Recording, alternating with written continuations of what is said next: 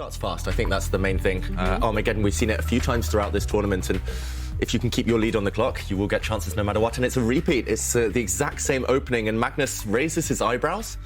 He's like, how dare you do that to me twice? Okay, this time he's come ready. He plays the move a6. That's not what we saw earlier.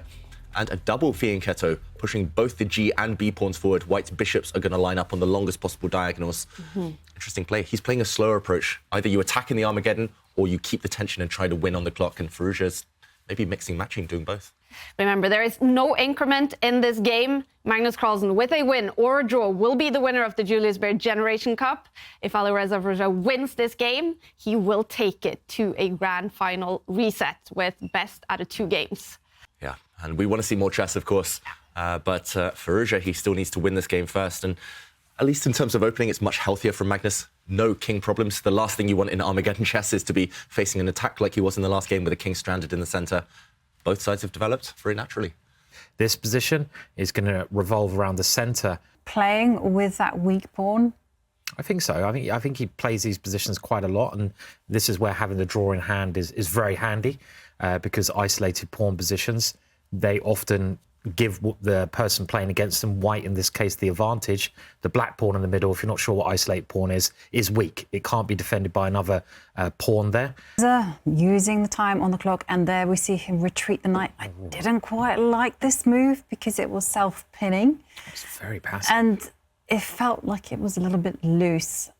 And if I were Magnus, I would be just thinking about either stepping the queen forward or this one, which one I preferred, just to introduce the rook to the open lines.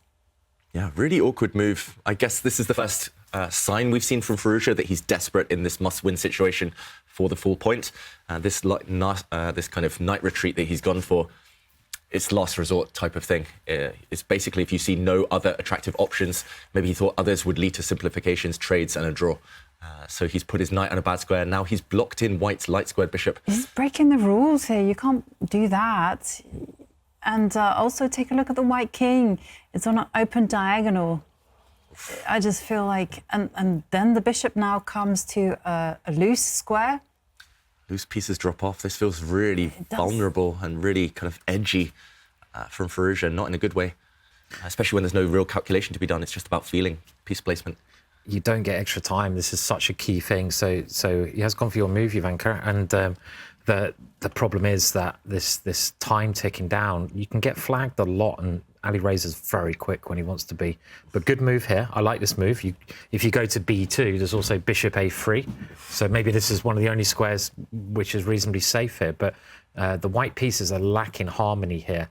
If you could put the pawn on F3, back on F2, where the light square bishop is going, then great. But Magnus just improving each move. Looking good for Magnus so far, but not on the clock.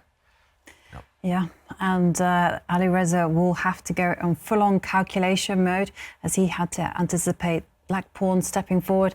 And Magnus responding quickly with the bishop coming to A3. The bishop is threatening to come to B2.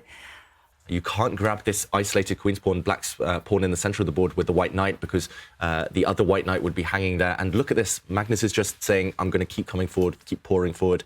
Evaluation bar says maybe there were better moves, but this looks really beautiful. You've locked down this flank now. The queen side is black's, and Alireza needs to fight back. You have to speed up. He's frozen. Yeah, well, he's made his move. Oh, is that a blunder? And you can just see the evaluation bar just zoom all the way down in black's favour. I mean, I think bishop F5 is just a move, very logical move here. You cannot take it with... Oh, he doesn't find it. You can't take it with the knight now because the other knight would be hanging on C3. This would lose a piece after the rook takes here. But if you take with another piece, for example, the bishop, only now bishop F5 would have won the game on the spot, crashing in on C2. Magnus doesn't see it, but still in the driver's seat. Onto H5. Can't be a bad move. Maybe trying to loosen up the white king side over here. And it's getting near that stage already now. And we did see those images from the Bullet Chess Championship between these two. They are quite good at bullet chess, both of them as well. But who would be the favorite if we're down to the minute? Oof. I mean, they were taking... I mean, they were punching each other, they were hitting each other, striking, knocking lumps out of each other, trading blows there, regaining the material next turn. This white knight will disappear on C3. What else is he thinking about? He's got to take the piece. There we go. He does eventually go for it. But, OK, still a 2 and a bit minute advantage for Firouzja. At least now the pawn structure is in balance. Well, they're not tempting. That's the whole point there. They're both unattractive in their own way. So, OK, so he does capture with a rook. And there we see Magnus step back with a bishop. And now the knight on c3 is pinned. But you know what? At White's position, he's if he can get out of this pin, his pieces, his bishop in the middle of the board, they're starting to look quite nice for White. I mean, it's improving for Alireza, definitely. He's also always got a threat of taking the black knight, opening up Magnus's king. Massive improvement from Alireza just over the last few moves. Magnus maybe not finding the killer blow. It's hard to in Armageddon when you're watching the clock. And, OK, he's curled up into a ball. He's defended everything. Magnus has traded off his beautiful bishop in order to win a pawn on a2. With his rook coming down the board to check the king. And this would be very tragic. A bishop coming in, adding to the firepower there. So that move you can't play now, but it's always there as a threat. Magnus taking another pawn. Wow, this is really now getting to the critical point. Ooh, and Alireza pushes his pawns forward. This is just him taking risks in a must-win situation. That's not the move he wanted to play. If he was happy with the draw there, maybe he could have snapped off the black knight. Queens would have come off in a draw. But, OK, he's got to win here. And Magnus is forcing the queens off the board. Great move there. Brilliant move. Love it. Look at how he's going to trade queens now. There we go. Queens have been eliminated. It cost black a pawn, but he had 2 extra pawns anyway. Magnus is playing for the draw here. That's all he needs. And look at the clock. He's only 30 seconds down. He's a massive favourite to hold this. He's a pawn down. He's got, OK, this the move that Ivanka recommended looks like a good try. You've got to try to get your pieces into the game. Magnus moves quickly.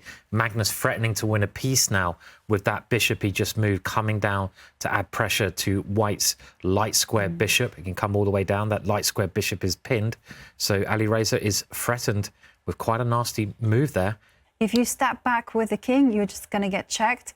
And that's why Alireza's had to sound the retreat. But unfortunately, now it's the knight that's going to spring forward to the f4 square. It's quite handy, isn't it, as well? So, yeah.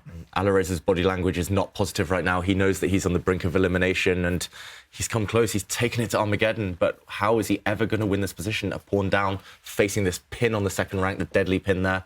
His bishop's now getting kicked around the board. And Black has various ways to guide this game to safety, let alone a mistake after investing a lot of time. Will Magnus do the same? Wow, he's jumped in with his knight. Oh! He's trying to go for the draw. He's not playing for the win here, Magnus Carlsen. He's just giving up his knight after the white rook takes. It's been lured away, and Simon's idea, black bishop jumping to f1, winning that pinned, there we go, winning that pinned white bishop. And notice how the remaining bishops on the board will be of opposite colour. So this one almost dead drawn now. Yeah, I mean, unless your bishop gets in some trouble, but I don't think it does. I mean, yeah, this obviously should be a draw now. White's piece is slightly better, though, so White can try to get in, but opposite coloured bishops. I mean, these they can never challenge each other, so they can keep passing each other in the wind there because they're on different coloured squares, so they always just drift by, meaning that they can't hit the same target, so a draw becomes very likely. And whilst a draw might be likely, it's not the result that Alireza wants. And bearing in mind that if there's any side that is pushing for the win, it's going to be black with that extra pawn and the bishop attacking the h3 pawn there. And Magnus just ask a question to the c5 bishop. There is a check. The king can hide. Oh, and he's going in. There's only one weak spot in Black's camp, and that is the pawn on the dark square on g7 next to Black King. You lose on time, no increment, you lose the game, and that's quite an aggressive move. He's checking the king. But he's securing the draw, right? And now the rook is going to come down. Checkmate. Threaten a checkmate. The rook. Harry. Yeah, with Harry and with the rook. H4, that'd be a very appropriate way to finish the match, I feel. Checkmate with Harry. And there it goes into the board. And he's now taking some pawns. And is there any way the Black King can get in danger here? I mean, I don't see it, but the Black King is a little bit short of squares, but you need to get the White King. The only chance now, I think, is for the White King to try to encroach on the Black King's position and to get a checkmating net around it, or to win on time. real tense finish to this, because in a moment, look at him. He's what's also that about? saying, What's he doing? I think he's like, what am I doing? I'm spending far too long. But now it's a White, bullet game. White has the chance to actually push the f pawn to f5 and create like some kind of attack on the black king. Magnus here, he's banking on the black rook sliding behind the white king with a check, and there are some targets on the e-file pin. Oh, he's dropped what's back. happened here, though? Okay, but the h-pawn now surely can come forwards. Yeah. And that h-pawn is a couple of squares of queening, but they are playing so calm for under a minute now. I know. But this could be a killer. There's a big threat. H2, H1, queen. And I don't think there's any checkmate nets there. The only chance is to go f5, as you say, Jovanka. Bishop takes pawn. Maybe you could try that here. Push the pawn to f5, h2, bishop takes f6, threatening checkmate. Could be worth a try. It's the only chance that White has. Otherwise, the h-pawn is just going to queen. And he's setting it up, and Magnus has to be careful, and Magnus is. Now the black king has some light squares to escape to. Magnus finally kind of makes a head movement, and he knows he's winning. His pawn is soon going to promote. First, he gives a check. Okay, still a bit nervy here, but 22 seconds for Firouzja. It surely isn't enough to even complete this game. I mean, yeah, but that was a nervy check there. They are so nervous in this match. You can see it. And the f-pawn coming forwards, but He's given up his rook. Wow. He's given up his rook to try and promote the black f-pawn, but White's rook would then have to give itself up, and that would have been a draw. Magnus is going to win on the clock here. 12 seconds, 10 seconds now for Alireza. This one is over. Look, the pawn's about to promote. Yeah. He's going for checkmate, but this is forlorn. Yeah. Black queen on the board now is going to win this game. Magnus, he's got it. He's got it in the end. Wow, what a fight, though. That was amazing. It's over. Magnus Carlsen, he takes it. This is the winner of the Julius Baer Generation Cup after an exciting final match here against Alireza Firouzja, who took it to